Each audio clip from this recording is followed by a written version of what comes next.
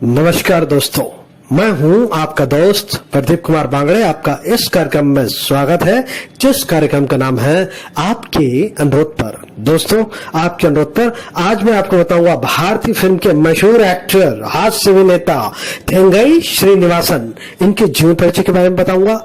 दोस्तों, अगर आप मेरे चैनल को पहली बार देख रहे हैं तो आपसे अनुरोध है कि आप इसे लाइक करें, वीडियो के नीचे रेड कलर का बटन है उसे दबा के सब्सक्राइब करें, बाजू में एक बेल है उसे भी दबाएं ताकि मैं जो भी वीडियो डालूं वो सबसे पहले आप तक पहुंचे। तो चलिए दोस्तों, वीडियो की शुरुआत करते हैं। थेंगई श्रीनिवासन एक भारतीय अभिनेता थे जो 1960 से लेकर 1980 के दशक तक तमिल भाषा की फिल्मों और नाटकों में दिखाई दिए। दक्षिण भारत में थेंगई का मतलब होता है नारियल। कल मनम नाटक में नारियल बेचने वाले की भूमिका निभाने के बाद उन्हें थेंगई यानी कि नारियल, जो कि दक्षिण भारत में बोला जाता है, उन्हें फिर नाम दिया गया थेंगई श्रीनिवासन। हालांकि वे मूल रूप से एक हास्य अभिनेता थे। उन्होंने अन्य शैलियों में भी अभिनय किया। उन्होंने कई फिल्मों में खलनायक की भूमिका निभाई। श्रीनिवासन का जन्म 21 अक्टूबर 1937 को तमिलनाडु के तूतीकोरिन जिले में श्री वैकुंठम में राजा वेल मुदलियार और सुब्बम्मल के घर हुआ था। उनकी 2 बहनें थीं। जब वो 7 साल के थे तब उनका परिवार चेन्नई चला गया। श्रीनिवासन के पिता एक कलाकार थे जिन्होंने कई नाटकों का मंचन किया था और ये उन्हीं का प्रभाव था जिसने श्रीनिवासन को अभिनय कैरियर में रुचि प्रदान की। स्कूल के बाद श्रीनिवासन चेन्नई में इंटीग्रल कोच फैक्ट्री में शामिल हो गए। बाद में वे रेलवे ड्रामेटिक क्लब में अपने नाटक के कैरियर की शुरुआत की। श्रीनिवासन की पहली स्टेज उपस्थिति उनके पिता के नाटक गलाट्टा कल्याणम में थी। श्रीनिवासन भी के कन्नन की मंडली का हिस्सा थे और उन्होंने एक नाटक कल मनम में एक नारियल विक्रेता बेचने वाले की भूमिका निभाई थी। नाटक देखने के बाद कॉमेडियन के थंगावेलु ने घोषणा की कि इसके बाद उन्हें थेंगई यानी कि थेंगई श्रीनिवासन कहा जाना चाहिए। श्रीनिवासन की पहली फीचर फिल्म 1965 में मिस्ट्री थ्रिलर ओरू वायरल थी। ये फिल्म जिसमें उन्होंने एक जासूस की भूमिका निभाई थी। पिक्चर सुपर हिट रही। हालांकि श्रीनिवासन को इरावन पैगलम 1965 से अपने फिल्मी कैरियर की शुरुआत करनी थी, जो जयशंकर के अभिनय की शुरुआत थी। लेकिन वितरकों द्वारा 2 नए कलाकारों को मुख्य भूमिका में दिखाए जाने के बारे में चिंता जताई। इसके बाद उन्हें इस फिल्म से हटा दिया गया।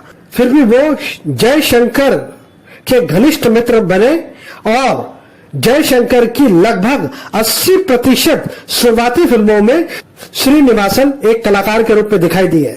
श्रीनिवासन ने ज्यादातर हास्य अभिनेता या फिर सहायक भूमिका निभाई। उनके बाद के करियर में उल्लेखनीय भूमिकाओं में क्रमशः वो एक ढोंगी बाबा और कॉमेडियन के रूप में दिखाई दिए।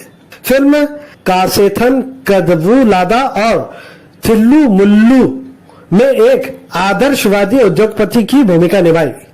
2013 में फोर्ब्स इंडिया ने थिल्लू मुल्लू में उनके प्रदर्शन को उसी फिल्म में रजनीकांत के प्रदर्शन के साथ भारतीय सिनेमा में 25 महानतम अभिनय प्रदर्शन की सूची में शामिल किया।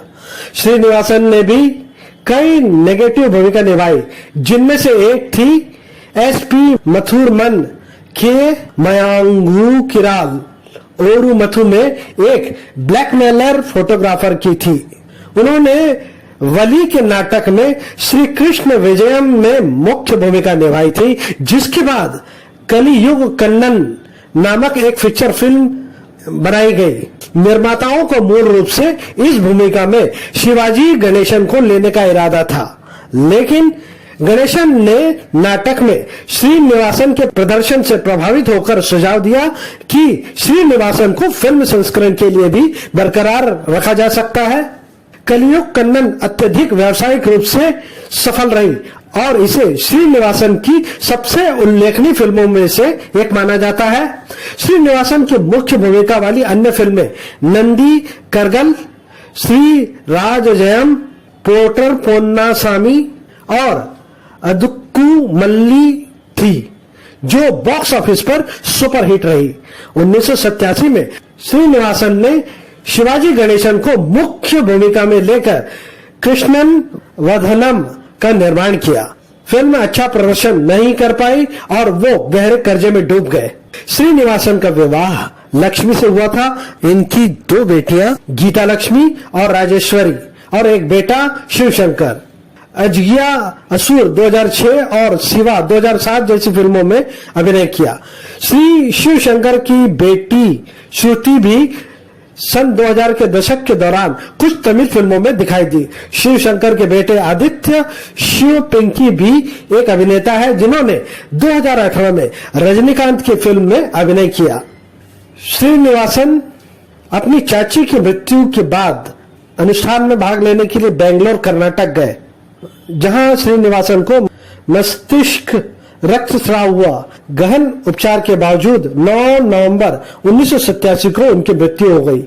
उनके पार्थिव शरीर को चेन्नई के गोपालपुरम में रामासामी स्ट्रीट स्थित उनके घर लाया गया। दोस्तों, एक बार थेंगई श्रीनिवासन के बारे में संक्षिप्त में जानकारी। श्रीनिवासन का जन्म 21 अक्टूबर 1937 को तमिलनाडु भारत के तूतीकोरिन जिले में श्री वेंकुटम में हुआ था। इनकी मृत्यु 9 नवंबर 1987 को कर्नाटक भारत में हुई। ये एक हास्य अभिनेता थे और कई फिल्मों में खलनायक की भूमिका निभाई। 1965 से लेकर 1987 तक लगातार फिल्मों में सक्रिय रहे। इनकी पत्नी का नाम लक्ष्मी। इनके 3 बच्चे हैं, 2 बेटी और 1 बेटा। इनके रिश्तेदार हैं योगी पोता, श्रुति पोती, आदित्य शिवपिंक पोता। दोस्तों, इन्होंने 250 से अधिक फिल्मों में अभिनय किया।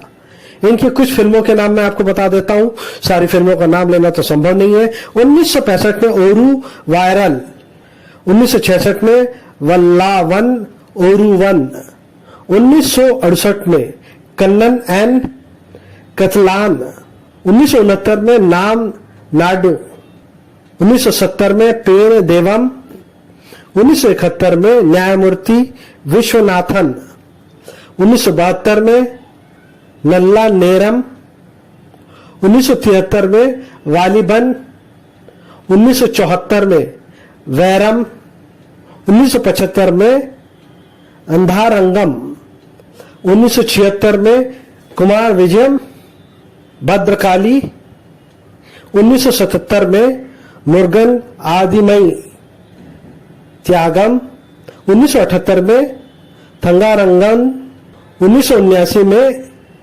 इमायम, 1980 में बिल्ला, 1980 में जम्बू, 1981 में राम लक्ष्मण, 1981 में सावल, 1982 में उरुम उरावुम, 1983 में थमा गमन, 1984 में चिरंजीवी, 1985 में उदय गीतम, 1986 में नाना आदिमाई एलय, 1987 में परुवा रागम, 1987 में कृष्णन वदन।